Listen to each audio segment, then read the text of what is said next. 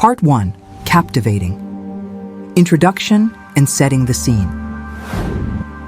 Have you ever wondered, in our daily lives, are we unknowingly eating, drinking, or using Frankenstein ingredients without realizing it? Things that look so familiar, sitting right on supermarket shelves, packed into lunchboxes, or even inside the cosmetics you use every day. But in reality, they are hybrid products of biotechnology, genetic modification, or lab-grown synthesis. The concept of Frankenstein ingredients comes from Mary Shelley's famous 19th century novel, where a scientist stitches together body parts to create an artificial creature. Today, the term has become a metaphor for industrial, synthetic, or deeply altered substances, so far removed from their natural origins that they are almost unrecognizable. Our modern world is, in many ways, a grand experiment conducted on our plates and in our daily lives.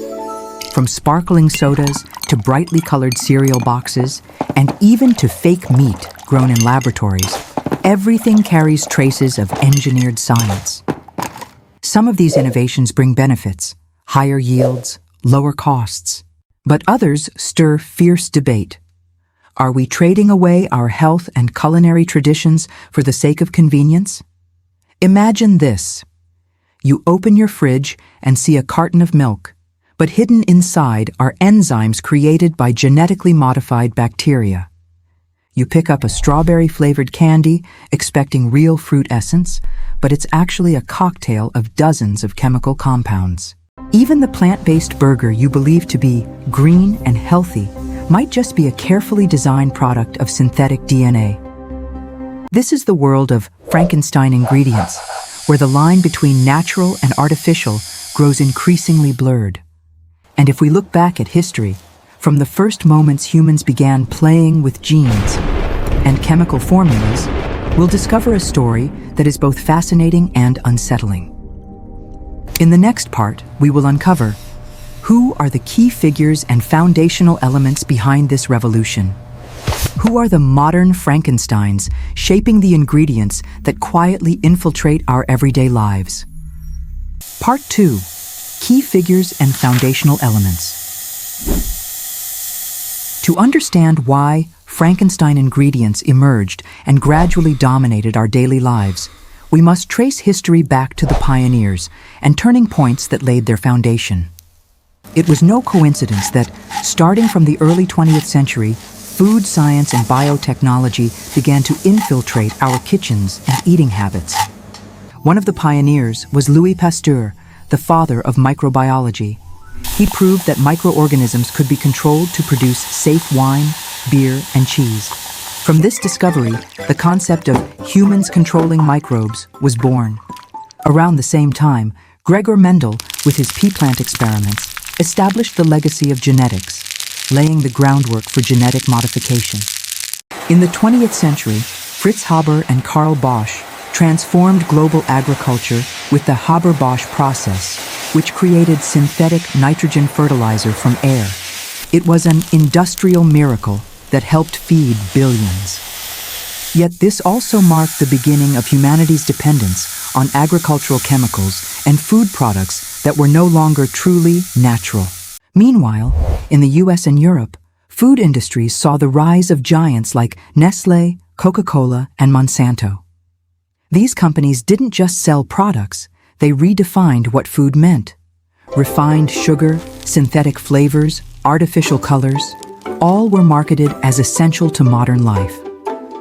A bottle of soda was no longer just water, but a concoction of dozens of chemical compounds engineered to stimulate taste buds and create sweet addiction. From the 1970s to the 1990s, as biotechnology boomed, laboratories introduced recombinant enzymes, genetically modified bacteria, and artificial flavorings into mass production. Scientists became the modern Frankensteins, not creating monsters of flesh and bone, but strange new ingredients quietly hiding in the products we consume every day. We cannot overlook cultural factors. In the post-war era, people were enchanted by the idea of an industrial future, believing that artificial always meant progress. Instant noodles replaced home-cooked rice. Soda replaced well water. artificial strawberry flavor was preferred over real strawberries. This shift in consumer psychology gave Frankenstein ingredients the perfect gateway to spread without much resistance. Picture a family kitchen in the 1950s. Instead of simmering real bones for broth, a housewife could just sprinkle MSG, Ajinomoto, to recreate the flavor. Instead of baking with fresh milk and eggs, people grew accustomed to powdered milk and dehydrated eggs. Over time, these artificial flavors became part of collective memory, so much so that later generations came to believe they were the real taste. It was in this intersection of science, industry, and consumer culture that the concept of Frankenstein ingredients took root, eventually becoming an invisible companion in modern life. In the next part, we will step into the historical climax, the turning points that allowed these ingredients not only to survive, but to explode and dominate the worlds of food, medicine, and cosmetics. Part 3, the historical climax and turning points. If the early pioneers planted the seeds of Frankenstein ingredients, then the latter half of the 20th century was when those seeds sprouted into a sprawling industrial forest. It was during this period that several defining events and technologies propelled these ingredients from niche experiments into mainstream global consumption. One of the first great turning points was the rise of artificial sweeteners. In 1879, saccharin was discovered accidentally by Konstantin Fahlberg. By the mid-20th century, products like aspartame and sucralose hit the market, promoted as miracle substitutes for sugar. For health-conscious consumers and diabetics, these compounds seemed like salvation. Yet they also introduced a new reality. Millions of people were consuming substances that had no natural equivalent, their sweetness engineered molecule by molecule in laboratories. Another milestone came with the spread of monosodium glutamate, MSG. While discovered in Japan in 1908, MSG truly boomed in the post-war era, marketed as the universal flavor enhancer. Suddenly, soups, snacks, frozen meals, and sauces could all taste more savory, more addictive, without relying on traditional ingredients. To many households, MSG became a silent but ever-present guest at the dining table. But perhaps the greatest revolution was genetically modified organisms, GMOs. In 1994, the US approved the Flavor Savor tomato, engineered to have a longer shelf life. Soon after, Monsanto and other biotech giants rolled out GMO soybeans, corn, and cotton. Within just 2 decades, these crops dominated agriculture in countries like the US, Brazil, and Argentina. From cooking oil to livestock feed, GMO ingredients became nearly impossible to avoid. Whether one viewed them as scientific marvels or Frankenstein creations, they reshaped the global food chain forever. Meanwhile, the processed food industry exploded. Microwave dinners, instant ramen, powdered juice mixes, neon-colored breakfast cereals, all packed with preservatives, colorings, and artificial flavorings. These products were marketed as modern convenience, but beneath their glossy packaging lay a cocktail of Frankenstein ingredients designed to maximize shelf life, reduce costs, and keep consumers hooked. Not limited to food, Frankenstein ingredients infiltrated cosmetics and medicine as well. Synthetic fragrances replaced natural oils in perfumes. Lab-grown collagen found its way into skincare. Even insulin for diabetics, once harvested from pigs and cows, was replaced with recombinant human insulin produced by genetically engineered bacteria. To the average consumer in the 1980s or 1990s, life felt more futuristic, more convenient. Supermarket aisles were overflowing with abundance. Choices seemed endless, and the price of mass-produced food was cheaper than ever before. Yet beneath this optimism lay an unsettling truth. Humanity had crossed a threshold. For the first time in history, much of what people ate, drank, and used daily was no longer sourced from the earth in its natural form. It was reimagined, restructured, and reborn in the laboratory. This was the true climax, the moment when the Frankenstein ingredients were no longer occasional guests, but full-time residents of modern life. In the next part, we will uncover the consequences and social reactions.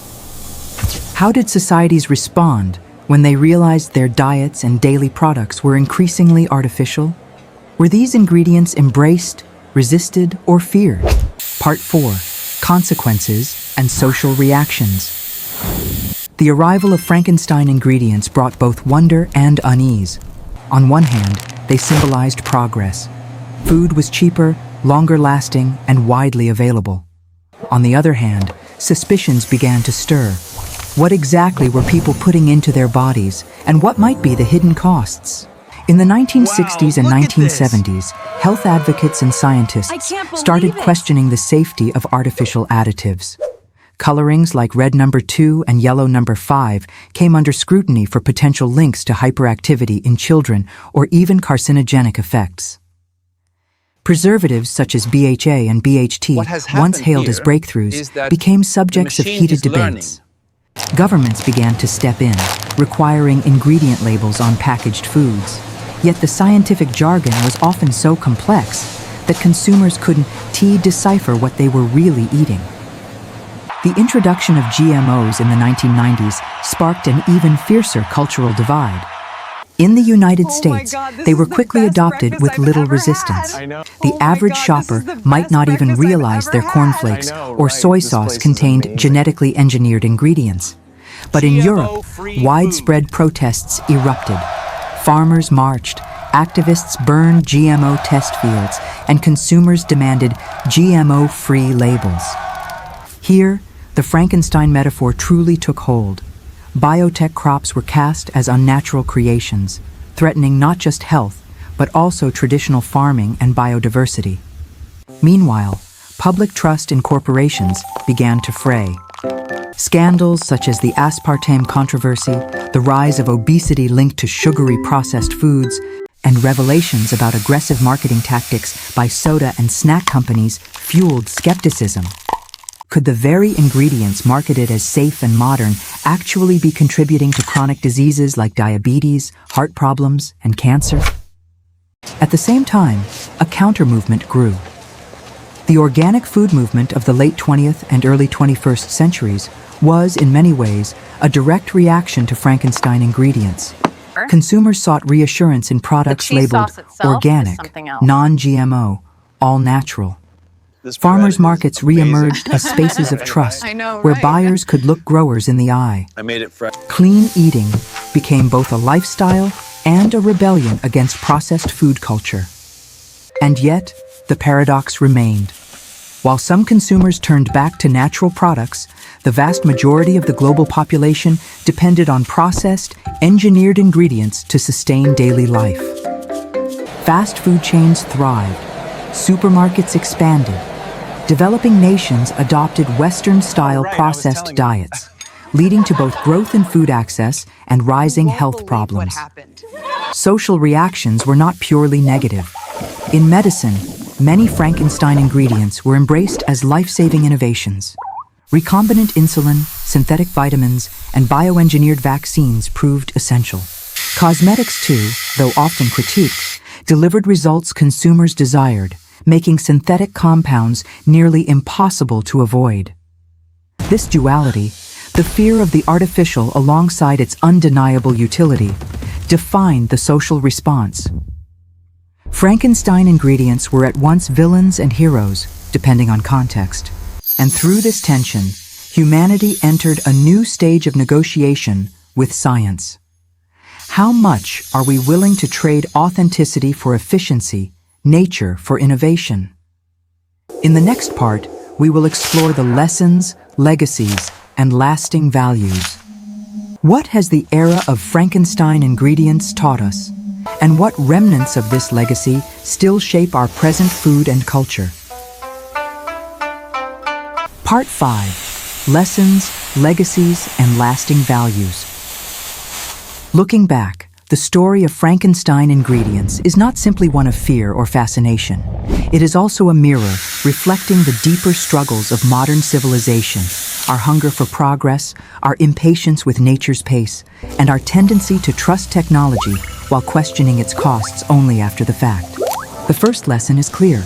Convenience always comes with a price. Artificial flavors, preservatives, and GMOs did make food cheaper, tastier, and more widely available. Yet, they also contributed to rising health problems, from obesity to heart disease, and even societal issues like the decline of traditional cooking practices. What we gained in time and efficiency, we often lost in health and culture.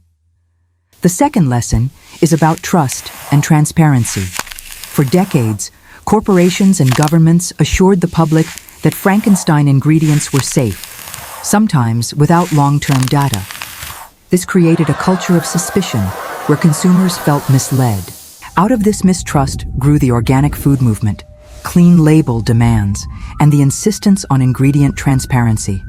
Today, phrases like non-GMO, all natural, and no artificial preservatives are not just marketing. They are symbols of consumer resistance against decades of hidden industrial formulas. Some Frankenstein ingredients became lifelines for humanity. Recombinant insulin revolutionized diabetic care. Synthetic vitamins helped fight malnutrition in poor regions. Bioengineered vaccines saved millions of lives during pandemics. Even lab-grown meat, controversial as it is, offers hope for reducing animal cruelty and the environmental toll of livestock farming. These legacies remind us that Frankenstein is not inherently evil. The problem lies in how society uses and regulates these creations. There's also a cultural legacy. Frankenstein ingredients taught people to question what is natural. Is a strawberry still natural if its DNA has been tweaked for longer shelf life? Is milk still milk if enzymes from genetically engineered bacteria help produce it? This ongoing debate has sparked new philosophies of eating. Slow food, farm-to-table dining, plant-based alternatives, each one a reaction to decades of industrial food dominance. Perhaps the most profound value left behind is the awareness of choice. Unlike past generations, today's consumers are armed with information, able to scrutinize labels, trace sources, and demand accountability. The Frankenstein era forced society to grow more vigilant, to see food not just as nourishment, but as a political, cultural, and ethical battlefield. In a strange way, the Frankenstein ingredients became both a warning and a catalyst. A warning of what happens when science advances without cultural reflection, but also a catalyst for new movements seeking to balance innovation with authenticity. And so, the question remains, as we step deeper into the 21st century, surrounded by lab-grown meats, 3D printed food, and synthetic biology, will we repeat the same mistakes, or will we carry forward the lessons of this complex legacy? In the final part, we will tie the story together with an open ending. What does the future hold for Frankenstein ingredients, and are we truly prepared for what comes next? Part 6. Open Ending and the Future. Ahead. As we reach the end of this journey, the story of Frankenstein ingredients feels less like a closed chapter and more like an unfolding saga. From Pasteur's microbes to Monsanto's GMO crops, from MSG in family kitchens to lab-grown burgers on restaurant menus, the thread that binds them all is humanity's restless desire to shape nature to our will. But where does this path lead? On the horizon, we see synthetic biology pushing boundaries further than ever before. Scientists are engineering yeast to produce vanilla flavoring, microbes to brew milk proteins without cows, and even cellular meat grown entirely in bioreactors. The promise is alluring: cruelty-free food, sustainable production, and reduced strain on the planet. Yet the specter of Frankenstein still lingers. Will these creations truly solve our problems, or create new ones we have yet to imagine? There are also ethical questions. If food, medicine, and even the body itself can be redesigned at the genetic level, what does natural even mean anymore? Some argue that the very distinction is fading and that the future will belong to post-natural living. Others resist, clinging to tradition and authenticity as anchors in a world that feels increasingly artificial. The consumer stands at the center of this debate. In the coming decades, every purchase becomes a vote, organic or engineered, farm to table or lab to lab. Some will embrace innovation wholeheartedly, seeing it as humanity's next step forward. Others will resist, fearing that once again, we are building monsters without fully grasping their consequences. Perhaps the most haunting part of this story is that we may never know the full effects until generations later. Just as past societies only discovered the hidden costs of processed foods decades after their adoption, our descendants may look back on today's lab-grown diets with either gratitude or regret. The legacy of Frankenstein ingredients is not only in what they changed on our plates, but in how they reshaped our thinking. They taught us to question, to doubt, to balance progress with caution. They remind us that science is not inherently good or bad, but a tool, and that every tool reflects the hands that wield it. And so, the question lingers in the air. Will the future of Frankenstein ingredients be one of salvation, feeding billions without harming the earth, or one of peril, where convenience blinds us to long-term risks? But perhaps the most unsettling thought is this: what if the real Frankenstein story has only just begun?